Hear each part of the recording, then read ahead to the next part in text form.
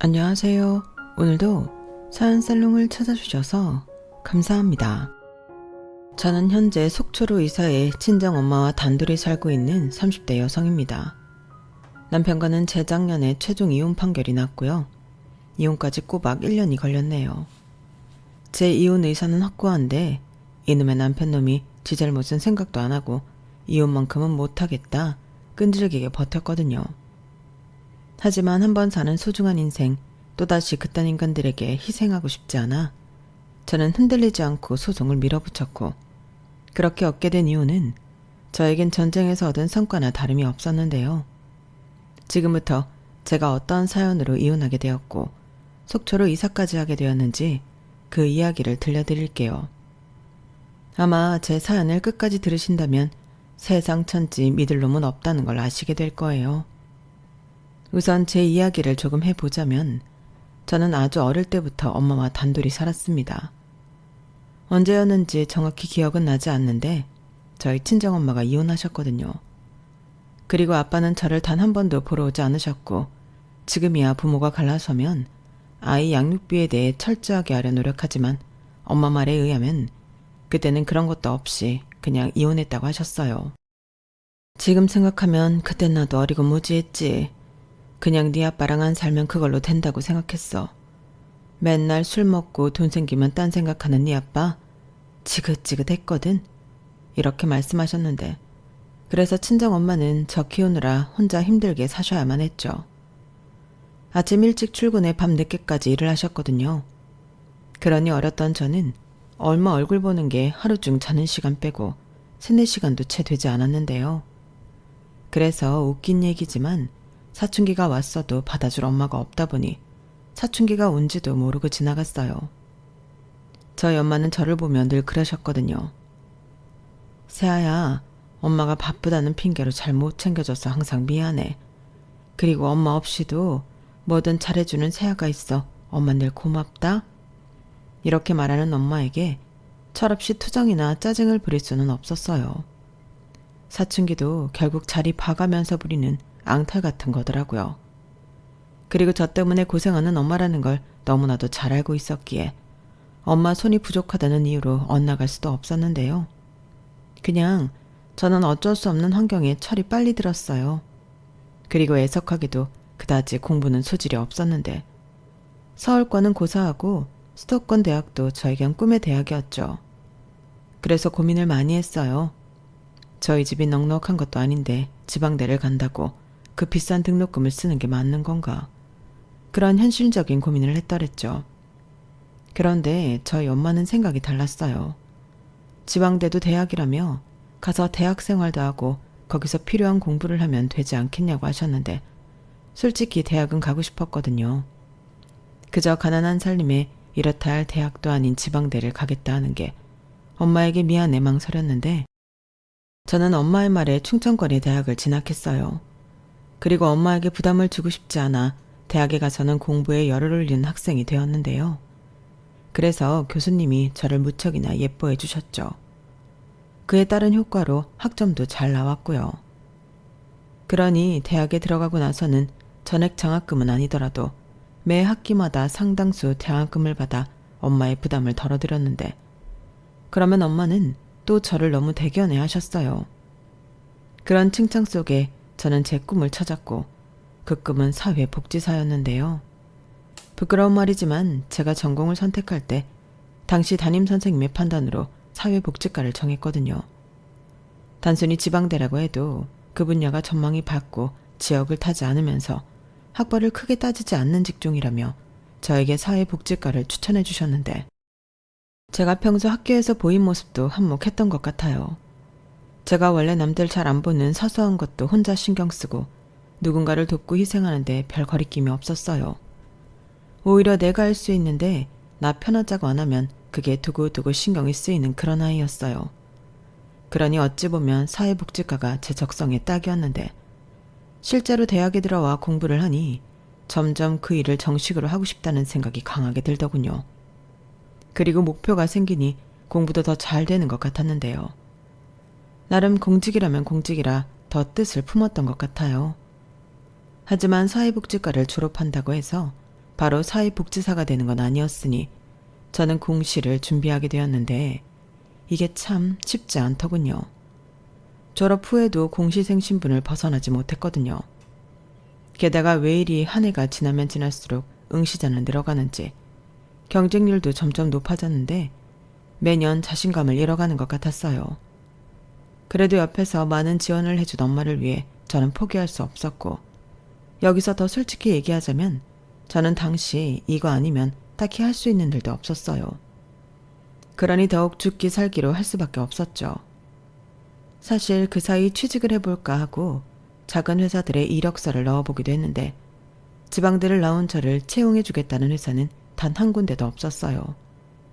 대기업은 꿈도 못 꾸지만 그 정도 회사면 가능성이 있지 않을까 그런 마음으로 지원했는데 이력서에 지방대인 저희 학교 이름을 적으면 어쩐지 면접 때부터 저를 제외시키는 그런 기분이 들더라고요. 그래서 사회복지사라는 꿈을 포기하고 싶어도 포기할 수 없었는데요. 그렇게 꼬박 5년을 준비한 끝에 저는 시험에 합격했어요. 그때는 세상을 다 가진 그런 기분이었죠. 일도 무척 열심히 했어요. 그러면서 알게 된 사람들도 많았는데 그 중에 한 명이 남편이었습니다. 남편은 평범한 구급 공무원이었는데 같은 행정복지센터에서 근무했어요. 그리고 같은 곳에서 근무하다 보니 자연스럽게 친해졌는데 남편과 저는 공통점이 많았어요. 게다가 결이라고 할까요? 어쩐지 저와 남편이 비슷한 사람처럼 느껴졌는데 그런 데는 다 이유가 있었어요. 왜냐하면 둘 다 한부모 가정에서 자랐기 때문이었죠. 남편 역시도 홀어머니 밑에서 일찍 철이 들었는데 자기 때문에 고생하는 엄마를 위해서라도 빨리 자리를 잡고 싶었답니다. 그래서 대학도 가지 않고 고3 때부터 공시 준비를 했다고 했는데요. 남편 역시도 첫 시험에서 떨어지고 또 군대 다녀오고 하면서 5년 넘게 시간이 걸렸다고 했어요. 그러니 이상하리만큼 말도 잘 통하고 생각도 잘 통해 함께 있는 시간이 좋았는데 우리는 서로 힘들었겠다. 그래도 우리 이만하면 잘 컸지 않아? 이런 심심한 위로를 나누며 부쩍 가까워졌어요. 농담처럼 들리시겠지만 정신 차려보니 우리는 남들이 다 아는 커플이 되어 있었죠.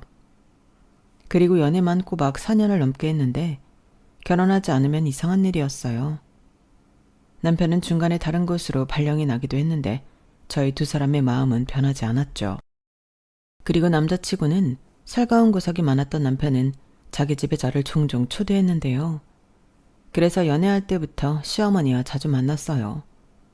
게다가 저희 엄마와 다르게 여장부 스타일의 호탕한 시어머니는 같은 여자가 봐도 시원시원하고 소탈해 보였는데 저를 보시고는 그러셨어요. 내가 원래는 안 이랬는데 아들 키우다 보니 성격이 이렇게 돼버렸어. 나도 새아 같은 딸 키웠으면 고상고상 했을 텐데. 새엄마는 정말 좋겠다. 새아 같은 딸이 있어서. 그나저나 둘이 결혼은 언제 할 거야? 나 니들 결혼하는 거 이번 생에 볼 수는 있는 거니? 라고 농담하듯 말씀하셨어요. 그리고 지금 생각해보면 결혼 전에는 늘 말씀 전에 제 칭찬을 늘어놓으셨는데 그만큼 시어머니는 제가 시집 오기 전부터 저를 참 좋아해 주셨죠. 사람 마음이 그렇잖아요. 나를 좋아해 주는 사람인데 당연히 저도 좋았죠.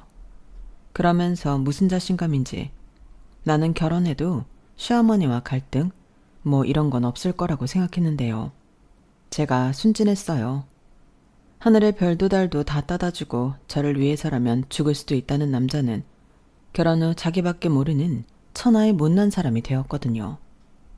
거기에 저 같은 며느리를 보고 싶다고 노래를 하시던 시어머니는 너 같은 며느리가 어디 있냐고 두 눈에 쌍심지를 키셨는데 저를 무슨 자기와 자기 아들을 위해 희생해야 하는 종으로 아는 것 같았어요. 세상 사람들이 연애랑 결혼은 다르다고 아무리 말했어도 이렇게 확연하게 달라질 수가 있나요? 저는 결혼이 이런 건 줄 알았다면 결코 하지 않았을 겁니다. 그리고 결혼 후 깨달은 게 또 하나 있는데요. 그건 바로 홀시어머니가 무섭다는 거였어요. 아들이 남편 대신이고 애인이고 애기였는데 남편은 자기 엄마 외로워서 안쓰럽다고 하지 시어머니는 연신 저를 자기 아들 뺏어간 도둑년으로 알지. 중간에서 미쳐버리는 줄 알았어요. 아니 이럴 거면 아들 장가를 보내지 말고 끼고 사시지 왜 그렇게 결혼해라 하셨을까요? 저는 지금도 그 마음을 당체 모르겠습니다. 거기에 왜 빨리 아기를 갖지 않냐고 남들 다 아는 구박까지 빠지지 않고 하셨는데 나중엔 시어머니가 싫어지더군요. 처음부터 저런 사람인 줄 알고 각오한 결혼이었으면 몰라도 완전 속은 기분이 드는데 남편은 다른 시어머니들도 다 그렇다며 저더러 유난 떨지 말라고 했어요. 우리 엄마 정도면 양반이지. 이렇게 말하는데 그 주둥이 정말 확 꼬매버리고 싶었죠. 자기한테나 불쌍하고 좋은 엄마지 저한테는 아니잖아요. 물론 시어머니가 저희가 결혼 후 바로 변하신 건 아니었는데 이건 또 제가 제 얼굴에 침 뱉게 한 거라 참 부끄럽네요. 저 역시도 같이 시집 왔을 때 시어머니에게 잘하고 싶은 마음이 컸거든요. 그래서 제가 자처한 일이 좀 많았는데 일단 남편이 바쁠 때면 저는 혼자 시댁에 가서 시어머니와 밥도 먹고 시간을 보냈어요. 어차피 집에 가면 혼자고 또 혼자 아무렇게나 먹고 말 건데 시댁에 가면 시어머니랑 식사다운 식사도 하고 여자들끼리 수다도 떨고 너무 좋을 것 같더라고요. 길에서 꽤나 자주 남편이 있던 없던 시댁에 가는 며느리였는데 그런 제 모습을 남편이 많이 좋아했어요. 자기야, 나는 진짜 요즘 그런 생각 많이 한다? 내가 결혼 하나는 잘했다고. 세상에 자기 같은 천사 며느리가 어딨어. 우리 엄마가 딸이 없잖아. 근데 요즘은 자기가 있어서 너무 다행이야. 옆에서 보고만 있어도 막 흐뭇하다니까. 자기야, 정말 고마워. 내가 앞으로도 자기한테 진짜 잘할게. 남편은 이렇게 좋아하면서 몇 번이고 비슷한 말을 한 적이 있었는데 저는 그때 저 말을 듣고 좋아할 게 아니라 나한테 잘하는 것도 좋지만 혼자인 우리 엄마한테도 잘해달라고 했어야 맞았어요. 시어머니가 아들 장가 보내고 적적해하는 만큼 저희 엄마도 같이 살던 딸을 시집 보내고 혼자가 되셨는데 왜 나는 정작 우리 엄마를 챙기지 못했나 그게 두고두고 후회스럽더라고요.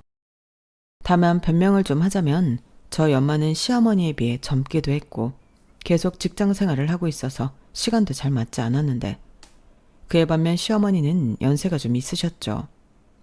거기에 늦게 결혼해 남편이 늦게 얻은 자식이었고 돌아가신 시아버님이 교사라 그 연금을 받고 생활하셨어요.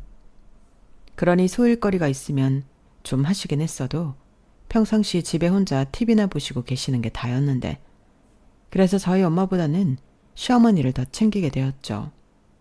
왜 결혼 초에는 며느리가 시어머니에게 잘 보이려 애를 쓰잖아요. 저도 그랬어요. 결혼 전에도 예쁨을 받았으니 결혼 후에도 예쁨을 받고 싶었죠. 하지만 그 선택은 별로 좋은 선택은 아니었는데요. 이 사람들한테 아주 좋은 구실을 만들어준 꼴이 되었어요. 그걸 알기까지 시간이 꽤나 걸렸는데 저희 엄마가 아프시기 전까지 저희는 나름 잘 지내는 부부이자 고부 사이라 몰랐거든요. 아니 집집마다 조금씩 다르긴 해도 저는 제가 평범한 결혼 생활을 하고 있다고 생각했어요. 그러면서 아무래도 저도 몸이 하나라 일하고 살림하고 또 혼자 계신 시어머니 챙기느라 마음과 다르게 친정에는 자주 가지 못했는데요. 엄마가 바쁘기도 하고 의뢰 우리 엄마는 잘 지내고 있을 거라고 생각한 제 부주의가 컸어요. 또 남편이 혼자 있는 저희 엄마 챙기는 걸 영 불편해했는데 뭐 말로는 그러더군요. 장인어른이면 같은 남자니까 관심사도 나누고 같이 할 수 있는 것도 많은데 장모님은 좀 어려워. 이랬거든요. 그러니 굳이 남편이 어렵다는데 피곤하게 끌고 친정에 가고 싶지 않았고 대신 친정엄마랑은 전화통화를 자주 했는데 저는 한심하게도 제가 잘하고 있다고 있는 줄 알았어요. 제가 못 가도 친정엄마 용돈은 잘 보냈고 또 선물도 자주 보냈거든요. 그러니 저는 저 혼자 시댁도 친정도 잘 챙기는 여자라 착각하며 살았고 그러는 사이 친정엄마의 몸속에는 잊지 말아야 할 암세포가 증식하고 있었는데 엄마는 저랑 통화를 할 때면 늘 비슷한 소리를 하셨어요. 엄마는 잘 지내. 내 걱정하지 말고 너나 잘 살아. 최서방이 속 썩이진 않지? 시어머니 혼자 계신데 네가 잘 챙겨드려라. 엄마는 진짜 걱정할 거 없어. 엄마가 무슨 걱정거리가 있니? 너도 시집가서 잘 사는데. 엄마는 너만 잘 지내면 다 괜찮아. 이렇게 말씀하셨거든요. 잘 지내긴 뭘 잘 지냈다고. 저는 그때만 생각하면 가슴에 억장이 무너집니다. 왜냐하면 저는 바보처럼 엄마의 말을 철석같이 믿었거든요. 엄마가 혼자 그렇게 병을 키우고 있는 줄 꿈에도 몰랐어요. 아프다고 몸이 좀 이상한 것 같다고 말이라도 해줬으면 병원에 같이 가보자고 했을 텐데 저는 엄마가 괜찮다고 하니 정말 괜찮은 줄 알았습니다. 그리고 제가 엄마가 괜찮지 않다는 걸 알았을 때는 이미 그때가 많이 늦었는데요. 의사 선생님도 저를 보자 버럭 화부터 내시더군요. 아니, 뭐가 그렇게 바쁘다고 얼굴 보기가 힘들어요? 내가 어머니한테 따님 데리고 오라고 몇 번을 얘기했는데 엄마 이렇게 많이 아픈 거 알고도 그런 건 아니죠? 이런 말을 들었거든요. 저는 의사 선생님 말에 깜짝 놀랐죠. 옆에서 엄마는 무슨 죄인 마냥 고개를 푹 숙이고 있고 저는 이게 다 무슨 상황인가 어리둥절해 있었는데 이런 제가 사태 파악을 하기까지 그리 오래 걸리지 않았어요. 엄마는 위암이셨는데 지난번 수술로 주변 장기에도 전이가 확인되었다고 했거든요. 그리고 이번에는 2번째 수술을 받아야 한다고 했는데요. 심장이 쿵 하고 바닥에 떨어지는 기분이 들어요. 전이라니 또 2번째 수술이라니 이게 다 무슨 말인가 싶으면서 대낮인데 눈앞이 캄캄했는데 엄한 분풀이는 엄마에게로 향했어요. 엄마는 사람이 왜 그래? 왜 그렇게 미련한 건데? 말을 안 할 게 따로 있지. 이게 뭐야? 그럼 나 몰래 수술 받고 혼자 아팠어? 왜? 영영 말하지 말지. 이제 와서 나한테 왜 얘기하는 건데? 나는 갑자기 웬 병원을 가자고 하나 그랬잖아. 이런 줄도 모르고 나 아무 생각도 없이 왔는데 이게 뭐야?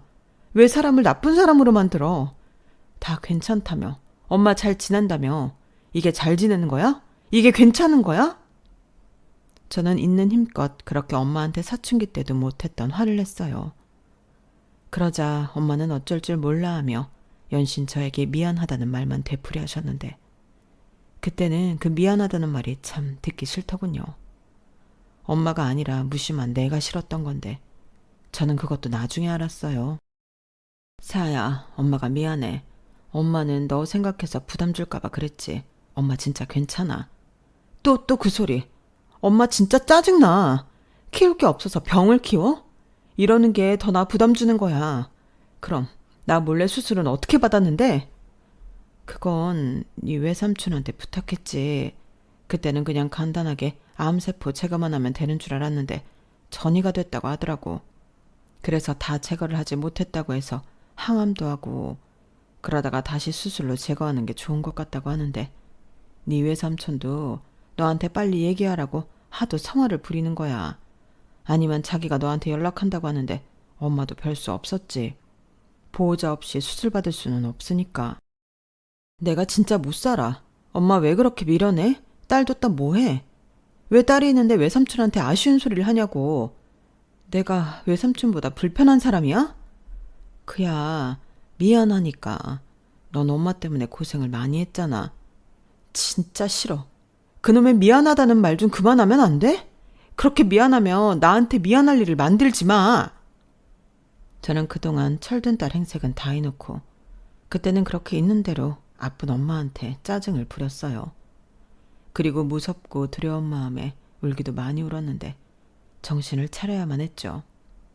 의사 선생님 말로는 하루빨리 엄마가 수술과 입원 치료가 필요하다고 했거든요. 게다가 엄마의 시간이 어쩌면 얼마 남지 않았을 거라고 하셨는데 저는 그 모든 말들이 목구멍에 박힌 가시처럼 느껴졌어요. 숨만 쉬어도 목구멍이 아픈 가시요. 그리하여 그날 이후 저는 잠시 일을 쉬고 엄마 옆에 있어야겠다고 결심했는데요. 남편은 분명 저희 엄마가 암이라는 사실을 알았음에도 제가 일을 쉬는 걸 탐탁치 않게 생각했어요. 꼭 그럴 필요가 있냐고 하는 거예요. 병원에 가지 말라는 게 아니고 병행할 수 있는데 굳이 그럴 필요가 있냐는 소리야. 장모님도 하루 종일 자기가 옆에 있으면 불편하지 않을까? 차라리 아니면 간병인을 쓰는 건 어때? 아, 간병인은 좀 비싼가? 하긴 장모님이 암이라고 해도 사지 육신 멀쩡한데 간병인은 좀 사치겠다. 그럼 그러지 말고 휴직계 말고 필요할 때마다 월차를 내. 자기 월차 많잖아. 지금 뭐라는 거야? 우리 엄마 암이라고. 시간이 얼마나 남았는지 모른다고 하는데 지금 그런 말이 나와? 아니, 자기 엄마 아니라고 이렇게 매정하게 말할 수 있어? 어머님이 암이라고 해도 지금처럼 똑같이 얘기할 거야? 야, 아무리 그래도 할 말이 따로 있지. 여기서 우리 엄마 얘기가 왜 나와? 쏭하게. 아니, 나는 자기 생각이 합리적인 판단이 맞냐고 물어보는 거야. 장모님이 여태 자기한테 왜 말을 안 했겠어? 장모님도 시집간 딸 신경 쓰이게 할 것 같아 불편해서 그런 거잖아. 누가 장모님 병원 가지 말래? 가! 월차 써서 가라고. 그리고 병원에서 하는 소리 다 믿을 거 아니야. 우리 아빠도 3개월 남았다고 했는데 3년 살다 갔어. 온 식구 다 고생시키고 돈은 돈대로 다 까먹고 빚까지 지내 만들더니 그제야 가더라. 사람 죽는 거 그렇게 쉬운 일 아니야. 자기도 그 얘기 들어봤지? 긴 병에 효자 없다는 말. 멀리 생각해. 지금 당장 휴직계 썼는데 장모님 별 다른 진전 없이 오래 투명하면 그땐 어쩔 거야? 저는 남편의 말을 듣고 어이가 없었어요. 잘도 나불거리는 그 주둥이를 할 수만 있으면 찢어놓고 싶더라고요. 그러면서 동시에 내가 사랑했던 남자가 저렇게 매정한 사람이었나 서운한 마음도 감출 수가 없었는데요. 남편이 그러든지 말든지 저는 제 결정대로 휴직계를 냈죠. 지금 이 순간은 다시 못 올 순간이니까요.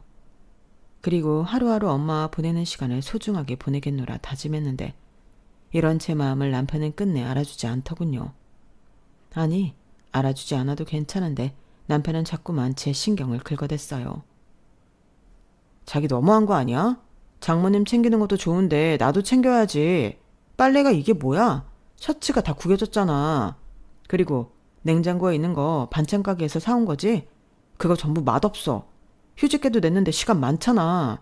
그럼 살림이라도 잘해놓고 병원에 가야 하는 거 아니야?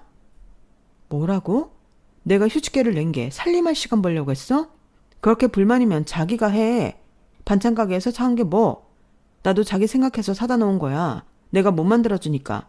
그래도 나름 찾아보고 손님 많다는 곳에 일부러 가서 사온 거라고. 나를 생각해서 그런 거라고? 기가 막혀서 그럴 시간에 그냥 반찬을 만들겠다. 아니, 하루에 저녁 한 끼 남편이랑 같이 먹어주는 것도 못해? 내가 힘들게 일하고 집에 들어와서 맨날 혼자 밥 먹고 의미 없이 TV나 보다가 자는 게 맞냐고. 왜 이래? 내가 있을 때도 자기 퇴근하고 오면 TV나 보다 잤잖아. 내가 산책 겸 아파트 단지 한 바퀴 돌자고 해도 피곤해서 싫다며. 근데 이젠 TV 보다가 자는 게 싫다고? 그냥 혼자 있는 게 싫다는 소리지. 낮에 병원 갔으면 나 퇴근할 때는 집에 와 있어야 할 거 아니야. 내가 뭐 병원에 살아? 나도 8시쯤엔 집에 들어오잖아. 무슨 소리라는 거야? 아, 몰라. 아무튼 다 좋은데 내가 퇴근하고 집에 오면 그땐 집에 있어. 그렇게 통보하면 나는 뭐 따라야 하는 거야? 막말로 자기는 우리 엄마 병원 입원한 게 언젠데 장모 병문안 한 번을 안 와. 그렇게 불만 가질 시간에 차라리 병원으로 와. 같이 저녁 먹고 같이 집에 오면 되잖아. 내가 거길 왜 가? 가뜩이나 민원 처리 때문에 피곤해 죽겠는데 남의 병원에 가서 뭐하게? 장모가 남이야? 어쩜 자기는 말을 그렇게 해? 몰라. 나도 불편하니까 짜증나서 그러지. 저는 저한테 짜증을 부리는 남편을 보고 오만정이 떨어졌어요. 아니, 장모를 남이라고 표현하고 거길 왜 가냐고 발끈하는 게 사위가 맞나요? 그래놓고 자기는 제가 자기 엄마한테 가서 아부 떠는 건 또 좋다고 하니 그때 정신이 번쩍하고 들었어요. 나중에 남편은 자기가 일부러 나쁜 마음으로 그런 게 아니라 장모님이 불편해하실 것 같아 그랬다고 말을 바꿨지만 저는 그게 도리가 아니라고 생각합니다. 지금도요. 하지만 남편은 그때도 뻔뻔하게 말했어요. 내가 거기 가서 장모님 병수발을 들어드릴 것도 아닌데 뭐하러 신경 쓰이게 거기 가겠어? 나도 장모님 배려한 거야. 사위가 아무리 좋아도 사위지. 장모님은 여자 아닌가? 흐트러진 모습 나한테 보이기 좋겠냐고. 이렇게 말했는데 참 기가 막히는 논리죠. 그리고 저는 계속 저런 식의 말을 듣다 보니 어느 순간부터는 나도 모르겠다. 집안일도 신경 쓰지 않게 되었어요. 그때가 엄마 수술 날짜가 잡혀 있어서 마음이 싱숭생숭하기도 했고 나름 노력을 해도 남편이 알아주지 않는데 힘 빼고 싶지 않더라고요. 그리고 이윽고 엄마의 수술날이 다가왔는데 저는 남편이 됐던 말던 그날은 집에 못 들어온다고 통보했어요. 아무래도 수술한 직후는 제가 엄마 옆에 있어야 할 것 같았거든요. 그런데 남편은 아무런 반응을 하지 않았는데 수술 하루 전날 아침에 남편이 그랬어요. 근데 오늘 엄마가 집에 와서 밥 먹으라고 하지 않았어? 어? 근데 내가 말했잖아. 내일 아침에 엄마 수술인데 못 가지. 자기 혼자 가. 에이, 그러는 게 어딨어. 그러지 말고 수술 내일이면 오늘 저녁엔 시간 되잖아. 오늘 저녁부터 엄마 금식이고 수술 전날이라 엄마 옆에 있고 싶어. 어머니한테는 내가 좋게 얘기할게. 아주 네가 상전이구나. 시어머니 무서운 줄도 모르고. 이것 봐. 우리 엄마가 너무 잘해줬어. 무슨 출가 외인이 친정 챙기느라 시어머니 말을 개똥같이 들어. 시끄럽고 오늘은 우리 엄마가 오라고 했으니까 잔말 말고 6시까지 엄마네로 와. 내가 말을 안 해서 그렇지. 그렇게 친정만 챙길 거면 뭐하러 나랑 결혼했냐? 나도 많이 참고 있어. 참는 게 이 정도면 안 참으면 난리 나겠네. 자기가 뭘 참아? 그리고 내가 괜히 그래? 막말로 오늘이 어머니 생신도 아니고 무슨 특별한 날도 아니잖아. 그럼 이해할 수 있는 거지. 내가 자기더러 내일 우리 엄마 수술이니까 휴가 내고 병원 오라고 하지 않잖아. 그야 나는 남자잖아. 저는 남편이 그 남자라는 말에 할 말을 잃었어요. 남자면 뭐 처가에 소홀해도 된다는 소린가요? 그래놓고 며느리는 도리를 다해야 한다고 생각하는 저 신부는 뭐인 거죠? 남편은 지가 말하고도 민망했는지 서둘러 자리를 피했어요. 그리고 저는 그날 하루 종일 이대로 결혼 생활을 유지하는 게 맞는 건지 고민하게 되었는데, 이혼이 쉬운 일은 아니지만 아이도 없는 지금 할 거면 지금 하는 게 맞다는 생각도 들더군요. 그동안은 몰랐는데 남편이 우리 엄마에 대해 어떤 마음을 갖고 있는지 다 알아버렸잖아요. 그런데 다시 하하하 호호호 하며 지낼 수는 없을 것 같았는데 이미 제 마음이 예전 같지 않은 것도 한몫했죠. 더 이상 시어머니에게 잘해드리고 싶은 마음도 없었는데, 시어머니도 제가 휴직계를 내고 친정엄마 병간호에 매달려 있는 걸 불만스러워 하셨어요. 이유는 간단했죠. 자기 아들 불편하고 힘들다고요. 게다가 제가 휴직계를 낸 동안은 아주 적은 기본금만 나왔는데 저희가 신혼집을 전세로 얻으면서 전세자금 대출을 받은 게 있었어요. 그러니 시어머니는 자기 아들만 고생하는 거 아니냐고, 저더러 시집 왔으면 친정 챙기고 싶어도 남편을 우선으로 생각하는 게 맞다고 일장연설을 한 바가 있었는데요. 아마 그래서 시어머니한테도 별로 예우를 갖추고 싶지 않았어요. 그 어머니의 그 아들이라고 남편이 싸가지 없는 게 시어머니 때문 같았거든요. 그리하여 시어머니가 오라고 해도 저는 저녁 먹으러 갈 생각이 없었는데요. 그렇게 제가 병원에서 하룻밤을 보내고 다음날 10시 엄마 수술을 기다리고 있었는데 다행이라고 해야 하나, 남편도 시어머니도 저에게 전화를 한 통도 하지 않으셨어요. 저는 속으로 전화해서 얼마나 해야 될까 걱정하긴 했는데 전화가 전혀 오지 않으니 오히려 고맙더라고요. 그렇잖아요. 가뜩이나 자기가 아픈 것도 미안해 죽겠는 엄마인데 자기 때문에 부부 사이도 또 고부 사이도 나빠졌다고 생각하면 마음이 얼마나 불편하겠어요. 그래서 그때는 그게 뭐라고 참 고맙게 느껴졌는데요. 그때는 자기들도 일종의 양심은 있어 그런 줄 알았네요. 아픈 사돈 눈치를 본다고 생각했거든요. 하지만 그건 어디까지나 제 희망사항이었고 그들의 마음은 그게 아니었어요. 그들은 그들대로 꿍꿍이가 있었거든요. 그걸 알았을 때는 엄마의 수술이 다행스럽게 잘 되었다는 사실을 알고 하루 동안 중환자실에 있는다고 해서 다음날 일찍 오기로 하고 집에 돌아왔을 때 알았는데, 현관 앞에 익숙한 시어머니 신발이 보였어요.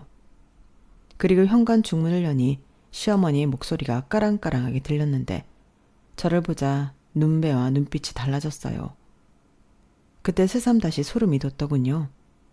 예전에는 저 같은 딸이 있었으면 좋겠다고 하루빨리 자기 며느리가 되어달라고 하던 시어머니였는데 지금은 표독스럽게 저를 쳐다보고 이렇게 말씀하셨어요. 그래, 니네 엄마는 수술 잘 받았다니? 뭐 당장 죽고 사는 수술도 아니었을 텐데 너도 참 유난이다. 그래서 엄마는 네가 하루 종일 붙어있으니 좋으시다니? 그럴 거 뭐하러 시집을 보내셨다니? 평생 끼고 사시지. 저는 시어머니의 말에 일부러 대꾸하지 않았어요. 아니 저건 저한테 비아냥거리며 시비를 걸겠다는 거잖아요. 그런데 제가 저기에 대고 말을 하기 시작하면 시어머니와 싸움을 해야 할 것 같아 일부러 입을 꾹 다물고 안방으로 들어왔는데 아마도 그런 과정에서 제 표정도 좋지 않았겠죠. 그러자 시어머니는 그런 저를 보며 아쭈, 이젠 시어머니 말은 말 같지도 않다는 거냐? 살다 살다 이런 날이 나한테 올 줄은 꿈에도 몰랐네. 라고 끝까지 시비를 거셨어요. 그리고 남편은 저를 따라 안방으로 들어왔는데 지금 자기 엄마를 무시하는 거냐고 눈에 쌍심지를 켜고 목에 핏대까지 세우더군요. 그래서 저는 어머니 보시는 앞에서 싸우고 싶지 않아서 일부러 피한 거야 라고 했는데요. 남편은 저더러 어이가 없다고 했어요. 그러면서 한다는 말이 어차피 우리 엄마 모시고 살 거였는데 이참에 그냥 오늘부터 모시고 살자. 불만 없지? 이거였는데 저는 기도 차지 않았어요. 시어머니를 모시고 사는 건 부부가 충분히 상의해야 하는 일인데 남편 멋대로 저렇게 말을 하는 걸 봐서 이 사람은 텄구나 싶더라고요. 그래서 그 이후엔 그냥 너는 떠들어라 하고 두기를 맞고 씻고 옷을 갈아입었는데 씻고 나오니 안방까지 시어머니가 들어와 계시더군요. 그리고는 기다렸다는 듯 불만을 쏟아내기 시작하셨는데 일단 살림 지적부터 시작하셨어요. 남편한테 듣고 어제 그냥 저희 집에서 밥을 먹기로 하고 당신이 오셨다는데 전부 엉망이지 않냐고 열변을 토하기 시작하셨어요. 그동안은 내가 너를 믿고 맡겼는데 이게 뭐니? 아주 결혼 생활을 날로 먹고 있었네. 반찬들도 그래. 사온 반찬에 있는 반찬도 어찌나 오래됐든지 저게 사람 먹을 음식이니? 나는 우리 아들 저런 거 안 먹었다. 어떻게 된 게 저딴 걸 음식이라고 냉장고에 넣어놓을 수가 있어? 나는 열어보고 음식물 쓰레기통인 줄 알았어. 저는 어차피 반문해봤자 당신 얘기만 하실 걸 알고 있었기 때문에 시어머니가 무슨 말씀을 하시던 일괄적으로 무시했어요. 물론 어른이 말씀하시는데 무시하는 건 예의가 아니지만 저 딴에는 참는 거였어요. 아무리 생각해도 제 잘못은 없는 것 같고 저도 서운한 걸로 따지면 한도 끝도 없는데 이걸 말하기 시작하면 제가 더 실수할 것만 같았죠. 하지만 시어머니는 제가 시종일관 당신을 무시한다고 생각하셨고 옆에서 듣고만 있던 남편도 동조하며 저를 아주 천하에 못돼 먹은 싸가지 없는 며느리로 몰아갔는데 그땐 저도 참을 수 없었어요.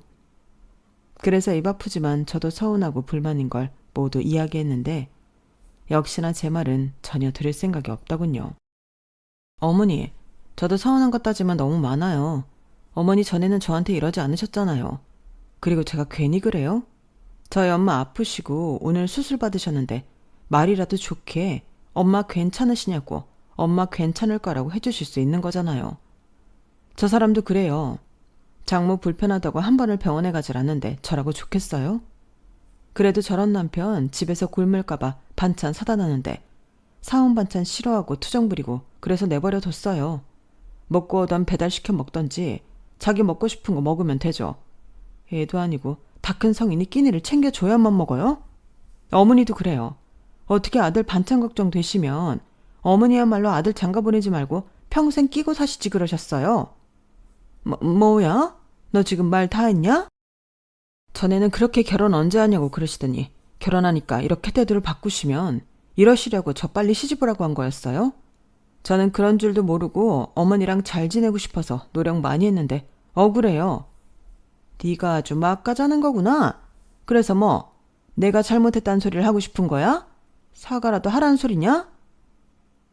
그래, 아주 며느리가 위아래도 모르고 할 말 다 하네. 그래서 정말 우리 엄마한테 사과라도 받겠다는 거야?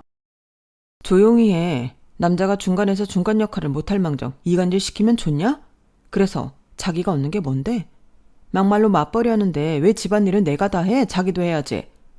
무슨 개코 같은 소리야. 그리고 집안일 이게 뭐가 어려워? 밥은 밥솥이 하고 빨래는 세탁기가 하고 청소는 청소기가 하는데. 그러네. 그러니까 자기도 할 수 있겠네. 이게 진짜 시어머니 앞에서 못하는 소리가 없어. 너 지금 내 앞에서 내 아들 잡냐? 네 엄마가 너 그렇게 하라고 가르쳤어? 네, 저는 뭐든 똑같이 하라고 배웠어요. 제가 뭐 어머니 세대 사람도 아닌데 밖에서 일할 거 다 하고 친정도 못 챙겨가면서 집안일까지 독박 써야 하나요? 저는 그러고 싶지 않아요. 그렇게 살려고 결혼한 게 아니라고요. 그럼 지금이라도 알았으니까 정리할까요? 저는 그래도 상관없는데요. 뭐라고?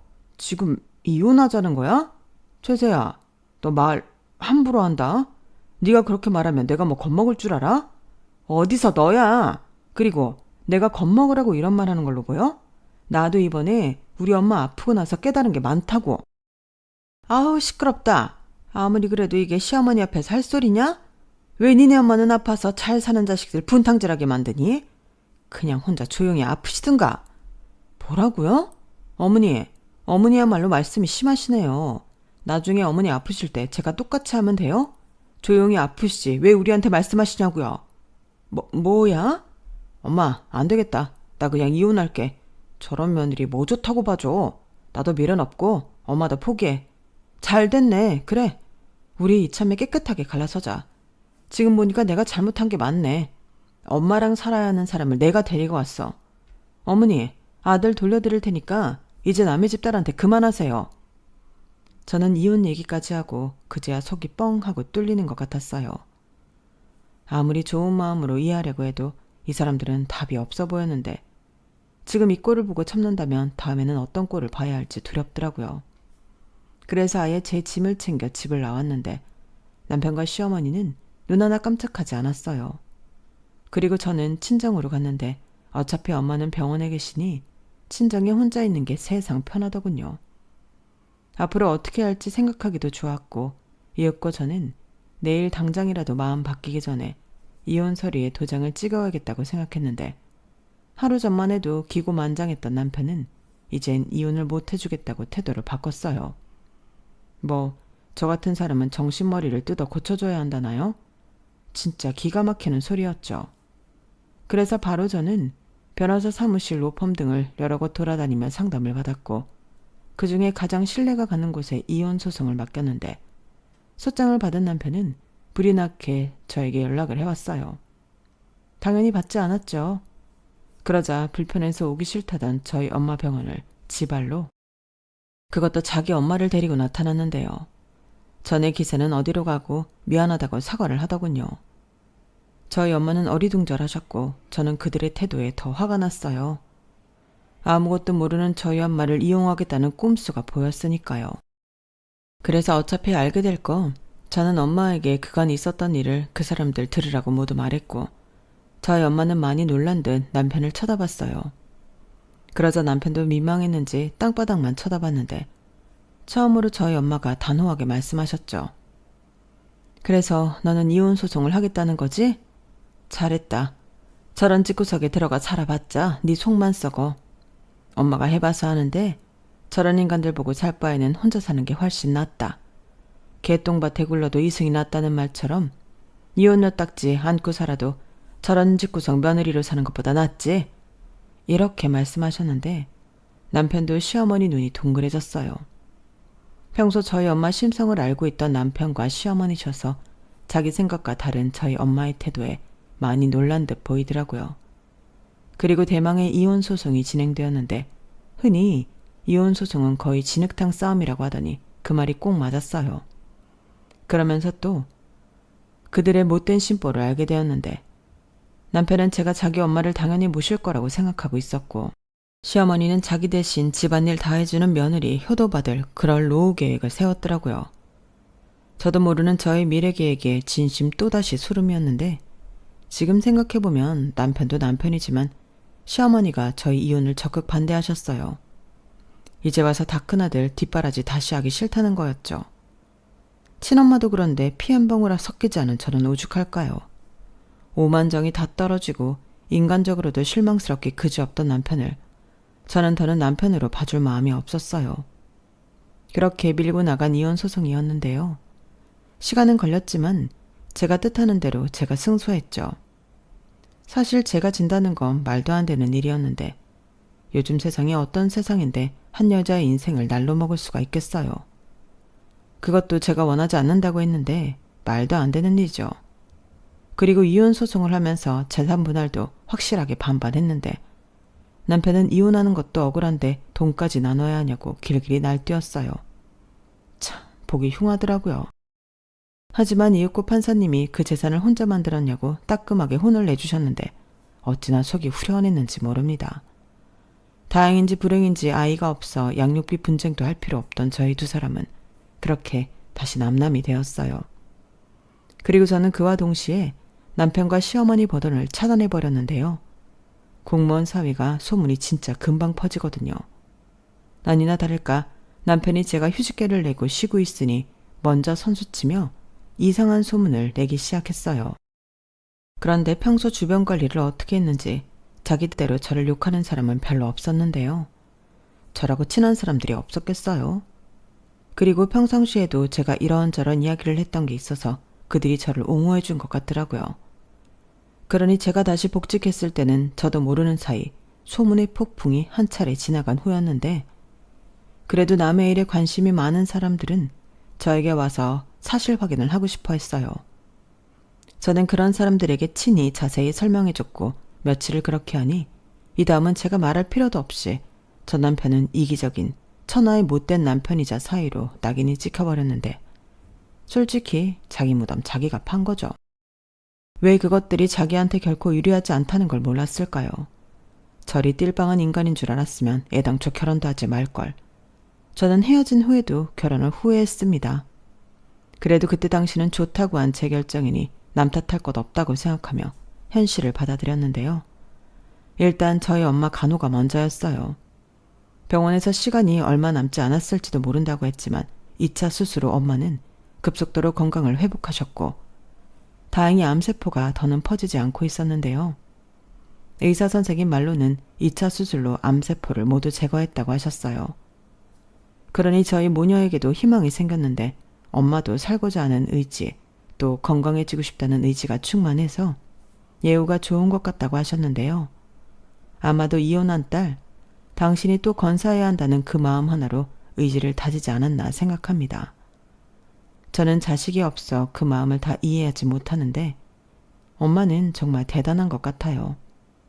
물론 전 시어머니처럼 이상한 논리를 펼치는 엉망진창인 엄마도 있지만 심보가 고약해서 그렇지 그 또한 자기 아들을 위하는 마음에서 비롯된 게 아닌가 싶습니다.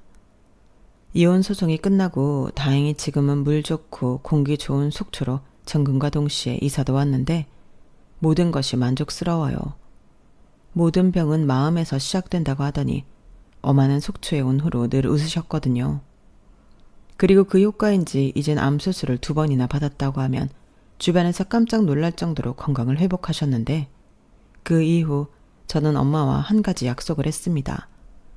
그게 뭐였냐면 무조건 덮어놓고 괜찮다고 하지 않기로 했어요. 솔직하게 힘들면 힘들다, 속상하면 속상하다, 있는 그대로 이야기하자고 손가락 걸고 약속했는데, 저는 앞으로 엄마와 그 약속을 잘 지키며 지금의 생활에 충실하려 합니다. 언제 또 이런 시간이 있을까 싶기도 하고, 이렇게 된 거 제가 할머니가 될 때까지 엄마랑 지내고 싶은 마음도 있는데 앞으로의 인생은 또 알 수 없죠. 다만 확실한 건 전 남편과 전 시어머니 같은 사람과는 최선을 다해 엮이지 않을 생각인데요. 간이고 쓸개고 다 빼준다고 해도 믿지 않으려고요. 그리고 아울러 최근에 들은 소식인데 망신살이 제대로 뻗친 전 남편은 아무도 모르는 곳에서 근무하고 싶다고 근무지 변경 신청을 했다고 하더군요. 아니 기껏 엄마한테 돌려줬더니 왜 또 자기 엄마 품에서 벗어나려고 기어나오는 건지. 행여 저처럼 또 속아서 그 인간에게 넘어가는 순진한 여자가 또 있을까 심히 걱정스럽네요. 부디 그 인간들이 엄한 사람 인생 말아먹지 않기를 바라며 제 사연은 여기까지입니다. 지금까지 제 이야기를 들어주신 모든 분들 감사드리고요. 좋은 사람들과 함께 하시고 건강하시길 진심으로 바랄게요. 그럼 오늘 하루도 편안하고 행복한 날 되시길 바라며 저는 이만 물러갈게요. 감사합니다. 여러분, 사연 댓글에 응원과 현명한 조언 부탁드려요. 좋아요와 구독은 저에게 큰 힘이 됩니다. 오늘도 좋은 일 가득하세요.